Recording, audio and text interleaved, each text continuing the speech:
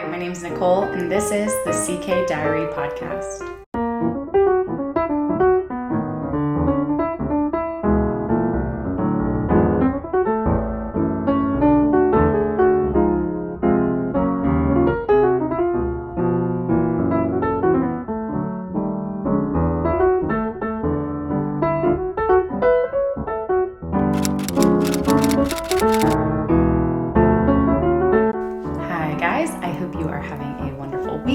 Today is Saturday, August 2nd, and it is 4:04 p.m. I had to double check on my phone to make sure that was right. I didn't realize how late it was already.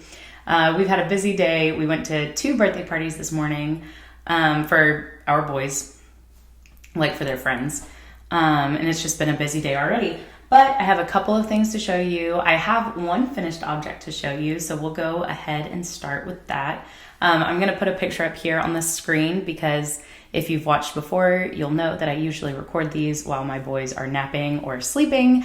And right now they're napping, and they insisted on having this snail. I just finished it. Okay. Sorry, I was going to look it up, but I remember who it's from now. It's from Hobbycraft. It was a free pattern. It was all flat knitting, and then you seam it together at the end. It wasn't bad. It didn't take that long. It wasn't like my favorite stuffed animal project, but I have found that I just don't love knitting flat, otherwise it was like a great pattern, but I do like knitting in the round. I'm not a huge fan of having to purl every other row. But yeah, it was really fun to make, and I made it because my boys are obsessed with the Disco Snails song right now. It's a song by, let me see, it should be first thing up on my phone whenever I pull up mine. Oh, it's not white. Oh yeah, I forgot. We had a party for our storytime group at our house the other day, and I played music, so it wasn't the first song up. Okay. It is by Wolfman and Zachary Barker. And it's just a silly song. I found it on Facebook one day and played it to my husband as a joke, and now my kids are obsessed with it.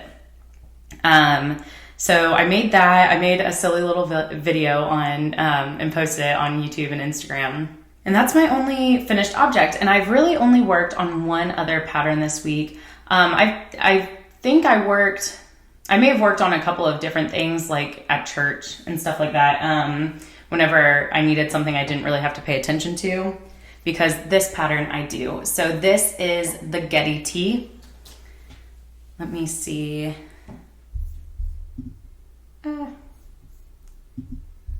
The Geddy tee is by Tanis Lavalley. I talked about this last week as the spotlight pattern, but this is where I'm at. I've got the granny square saddle shoulders done, and now I'm working on knitting the back of the pattern. You'll hear my needles clicking on things, but yeah, I'm happy. I have to knit this for a few more inches before I can move on to the right shoulder, but I'm excited for the progress that I've made. This is all Blue Sky fibers. I don't know what these colors are because this was just in a mini bundle that I bought, but I think the mini bundle is still available. If it is, I'll link it down below.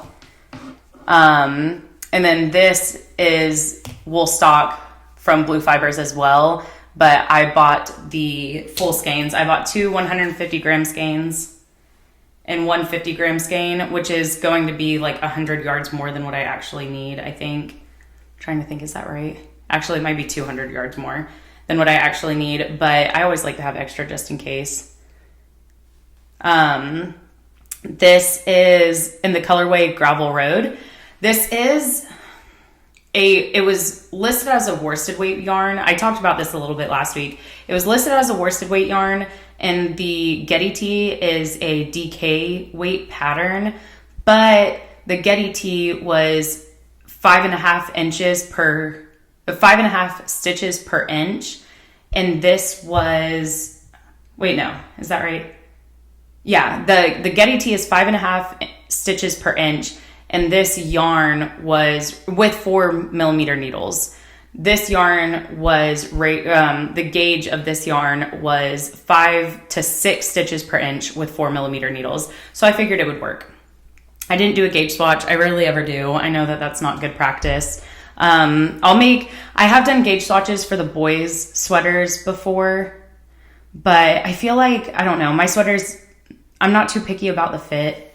Maybe one day I will be, or maybe I'll happen upon a pattern where I am more picky about the fit. But for the most part, everything that I've made has been oversized, and I'm not too worried about it being like form-fitting, or I don't know. I just haven't been worried about it. But anyway, yep, so that is really the only pattern that I've worked on this week. So I really don't have all that much to show you.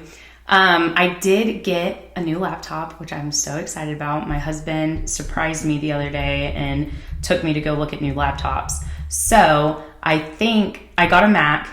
Here, let me show it to you. This is it. It's like a pretty, I think it's called Starlight. It's a really pretty color.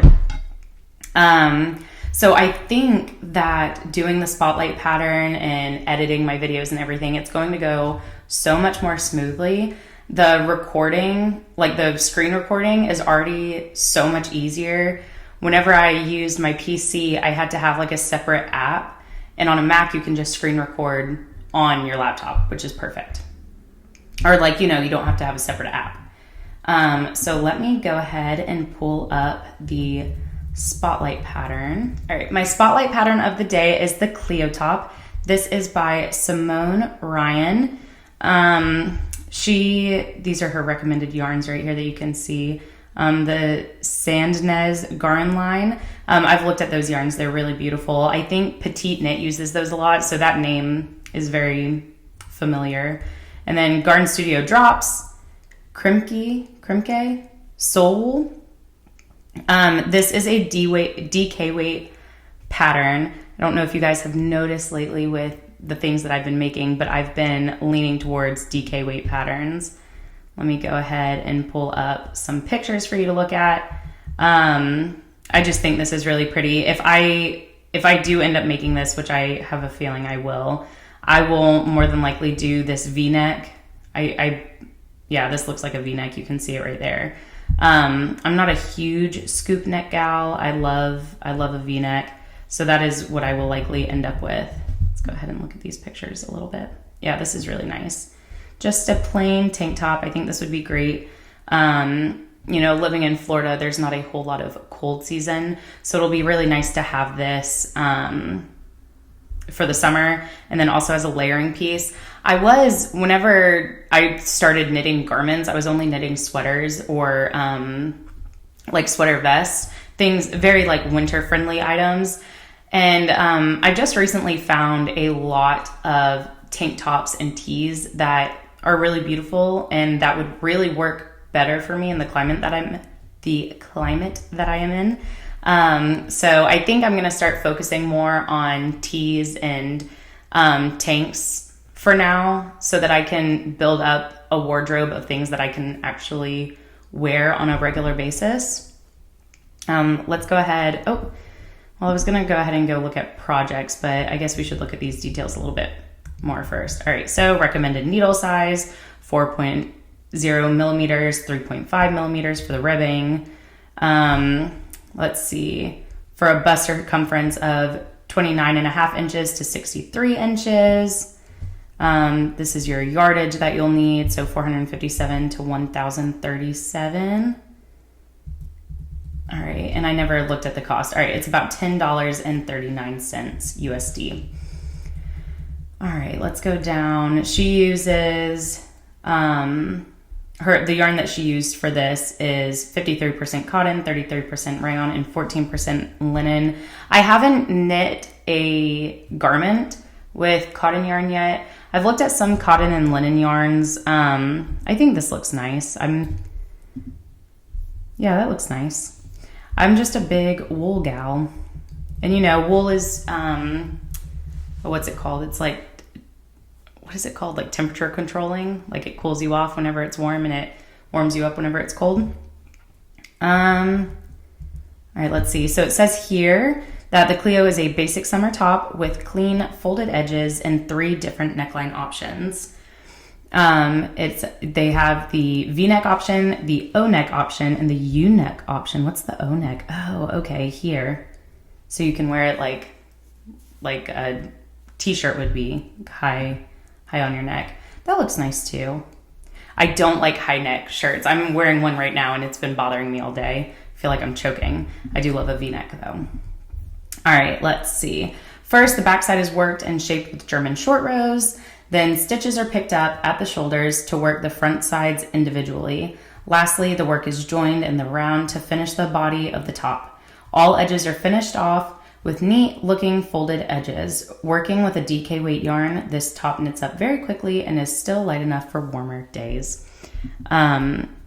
Yeah, I'm definitely going to look into knitting this top. So before I go to DFW, I'm going to write down a couple of tops that I want to make for myself. And I'm going to write down the yarn that I need for those tops, like the weight, the gauge, the color, those kinds of things. And then hopefully having a plan written down will kind of help me stay on track while I'm at DFW. I know sometimes whenever I'm around, with anything, if I'm given like hundreds of options, I feel overwhelmed and then end up not doing anything. So hopefully that'll help keep me on track and I'll leave with some yarn for some projects. All right. Is there anything else that I want to read here? I don't think so. Oh, okay. They have like different... Oh, okay. That's nice. They give you the different yardage for the different shaped necks, it looks like. All right. I don't think there's anything else there that we need to read. So I'm going to go back up to the project page to look at some of the projects that were knit using this pattern. It says 91 projects. Looks like everybody is pretty happy with this top. Oh, some people did stripes. I would probably do stripes a lot more if I didn't have to weave in ends. Which, normally weaving in ends doesn't bother me at all. Weaving in ends really doesn't bother me all that much, if I'm being honest. But having all those, that one stripe looks like it was maybe every like 3 or 4 rows. That'd be a lot of ends to weave in. I like this one a lot. That color is really nice. I was thinking at DFW, I think I'm going to look for, here, I'll actually show you since I'm here. I think we'll go ahead and wrap up with this top. This is definitely one that I'd like to make. I don't know what color I would want to do for it yet. Here, let me look. But let's see. This is one that I was looking at, and I think that doing this in like a really deep plum color, like maybe a little bit more, I don't know, like a deep plum. Let me see if I can pull up what I'm talking about. Yeah, like this right here. That would be really pretty. Just a little bit darker. And then I was also looking, and I know I just said that I'm going to knit short sleeve things, and then I'm going to pull up 2 sweaters for you guys to look at. The other thing I was looking at knitting, these are just my favorites. These aren't patterns that I've purchased yet. Another thing I was looking at knitting and doing it in like a navy, just like making it look pretty much exactly like this. It's gorgeous. I do love an oversized sweater. Sorry, went off track with my spotlight pattern of the day. All right.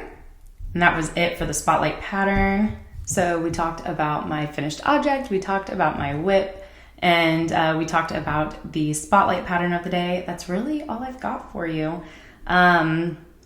My friend suggested that I put together a video of like beginning sock knitter suggestions. So I think that might be coming soon. I have some things written down and a few ideas for that. So if you'd be interested in that, let me know down below.